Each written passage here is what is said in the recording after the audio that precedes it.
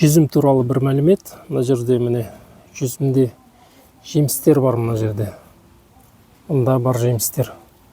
Одан кейін мына төмен жақтан басқа бір түптен көрсетейін. Сол жерде анық көрінеді. Мына жерде енді қарап отырсақ, мына жерде үстіңгі жақта жемістер бар ғой. Мына жақта бар жемістер міне. Мында бар. Енді осы жемістерге күшті бергізбейтін төмен жақта бұтақтар бар. Мына бұтақтың биыл өсіп шыққан сабақтың биіктігін қарасақ, мынау жарты метрден асып кетті, өте мықты. Мынаны да қарасақ, міне мынау тіпті 1 метрге шамаласып қалды. Бұларда жеміс болмайды. Сондықтан не істейміз? Бұларды түбінен жұламыз мынандай қылып. Осы нәрселерді жасамай тұрып, мына жемістер үлкеймейді. Мына жеміске азық жетпейді. Осы нәрсені жасамасақ, міне ұзындығын қарайық, өте мықты. Бірдей өсіп шыққан бүршіктер бұлар. Бір уақытта оянып, бір уақытта өскен бүршіктер. Мыналар түпке жақын болғандықтан, тамырға жақын болғандықтан бұлардың өсу күші өте мықты. Ал енді мына жеміс бар бұтақтардың ұзындығы, сабақтардың ұзындығы небәрі 20 сантиметр. Өте әлсіз олар. Қараңыздар. Мынау пайдасыз бұтақтар міне. Соларды сындырып алып тастау керек. Осыларды біз түп жағынан алып тастамай тұрып, мына жемістерге күш берілмейді. Азықтық элементтер, күш мына жемістерге келмегеннен кейін бұл жемістерде іріленбейді. Оның сапасы жақсы болмайды. Қоректік элементтер жеткіліксіз болады. Міне. Мыналар бүкіл азықты тартып кетеді. Бұл қажетсіз нәрселер. Бұлардың осы жылға түкке де қажет жоқ. Мына әсіресе түп жағынан шыққандары міне. Мыналардың осы жылға түкке де қажет жоқ. Бұл жұмыстар негізі бұдан ертерек жасалу қажет еді. Мына уақыт өткізіліп қойылды. Уақыт болмай, жүзімге жақындауға уақыт болмай, осы әрекеттер міне кеш жасалып жатыр. Әлі де енді жасалса, әлі де кеш емес, осы кезде де осының бәрін жасау керек. Мына жерде де міне көптеген бұтақтар өсіп тұр. Пайдасыз. Бұлардың ешқайсысы биылға бізге пайда бермейді. Мынадан біреуін қалдырсақ болады, ол келесі жылға қалдыратын жеңнің орнына қалдыруға болады. Мына жерден біреуін, мына жерден немесе мына жерден қалдырамыз. Жеміс болмаса да ол мықты өссе, келесі жылы жеміс беретін бұтақ біреу ғана. Ал енді мынау тұрған мынау жемістерге азық.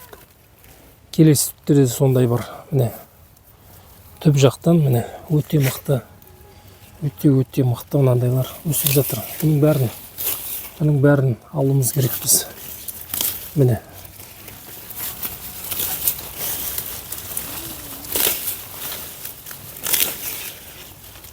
Мынау тұрған қанша күшті алып кетті.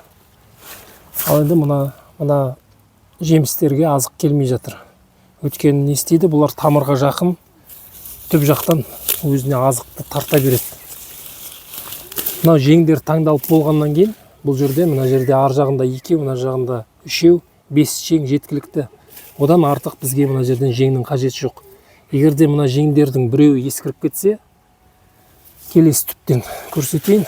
Ол жақта егерде ескірген жең болса, ана жолда сұрақ болып еді. Мынау енді үлкейген жүзім, мынандай. Мынау жемістерге міне азықпен таласатын мына жерде түп жақта ешқандай өскіндер жоқ. Міне кішкентай ғана бұлар жұлып тастаймыз. Мына жақта 3, мына жақта 2, 5 жең бұл жерде міне жетіп жатыр. Енді қай кезде қалдырамыз бұл түп жақтан? Мына жеңдердің біреуі ескіріп кетсе, өте жуандап, көмуге ыңғайсыз болып ескірген кезде, сол кезде мына бір-бірден ғана мына жерге қалдырып, осындай жең қалдырамыз. Мысалы үшін мына жаққа бір жең қалдырамыз, биыл өсіреміз. Мына жең ескірді дейікші. Мына жерге бір жең түптен шығарамыз да, биыл өсіреміз. Осы жаз бойы өте мықты болып өсіп алғаннан кейін, күзде не істейміз? Көмер алдында мына ескіргенді кесіп тастаймыз да, мынаны соның орнына қалдырамыз. Солай жаңару үшін жылына біреуден солай жаңартуға болады. Ал енді басқа кезде мына түп төп жақтан шыққандардың бәрі, олардың бәрі паразит, ол азықты өзіне жұтушылар. Қараңыздар, мына үстінен шыққандардың биіктігі небәрі 20 сантиметр. Өйткені олар жеміс көтеріп тұр. Екіншіден олар азыққа алыс тұр. Мына жерден жеміс көтеріп тұр. Соларға азықты жеткілікті ету үшін мына жемістер бар, міне. Мына жемістер.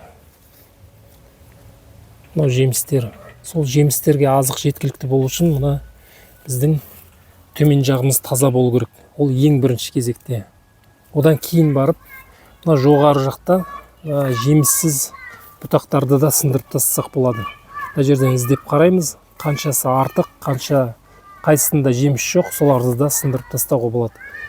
Мынандай кішкентайлардан әлі де мынандай гүлдік нелер шығуы мүмкін, сондықтан оларды күте тұрса болады, сындырмай. Ал енді қалғандарын, мынау сияқтыларды артығы болса сындырса болады. Сондай жұмыстарды міндетті түрде жасау керек. Өйткені бұлар азық қалдырмайды, жоғары жаққа азық бергізбейді. Азықты өздері жұтып алады. Одан кейін келесі тағы бір жұмыс, мына жерде бірінші сымнан екі сымның аралығы міне өте жақын, арасы 20 метр, 30 метр, қанша сантиметр. Ол не үшін қалдырылады? Мына сымға мына бұтақтарды былай байлау үшін. Оған да уақыт жеткіліксіз, уақыт қажет, бәріне үлгермей жатырмыз. Сондықтан да мына байланбай тұр. Мынаған былай байлап қойсақ, жел болған кезде мына жемістеріміз біздің сынып қалмайды. Ал енді осылай жата берсе, мынау майысып, бір-екі майысқан кезде мынау түбінен сынып түсуі мүмкін. Олар өте нәзік. Сондықтан осы байлау жұмыстарында жасау қажет. Осы ең бірінші сымға осылай бұтақтардың, сабақтардың ұзындығы 30-40 сантиметрге жеткен кезде осылай байлап шығу қажет. Бұл жерде приоритет ең бірінші болып жеміс барларды байлаймыз. Одан кейін келесі жылға қалдырылатын жеңге жаңа жас бұтақтар болады. Мына сияқты жеміс болмаса да, мына ең түпке жүзімнің бас жағына жақын орналасқан бірінші бұтақ, бұл келесі жылға жеміс беруге қалдырылатын бұтақ. Бұлар жемісі жоқ болса да, бұлар өте маңызды. Сондықтан осыларды байлау керек, және де жемісі барларын байлап шығу керек. Осындай жұмыстарды жасаған кезде жемістеріміздің сапасы жақсара түседі. Мына бұтақты да міне байлау керек мынаған. Одан кейін барып өсе келе мынау сияқты түптерінен шыққан мына жапырақтың жанындағы мынау сияқты қосалқы бұтақтарды сындырып шығамыз. Ол енді бір апта, 2 аптадан кейін келетін жұмыстар. Ол мынау сияқты міне мынау өсіп жатыр ғой. Одан кейін мынау сияқты қосарланып кетуі мүмкін. Қосарланғанды былай сындырып тастаймыз міне. Одан кейін мына жапырақтың түбінен қосарланып шыққан мынандай қосалқы бұтақтарды сындырып алып тастаймыз. Жалпы сол жұмыстар дәл қазірге жасалатын осы жұмыстар. Өткенде кейбір оқырмандар сұраған екен, жүзім туралы тағы да мәліметтер бола ма деп. Қазірге ең маңызды жұмыстар осылар. Бүгінге осындай мәлімет арнаға жазылып, лайк батырмасын басып қойыңыздар. Келесі эфирде кездескенше.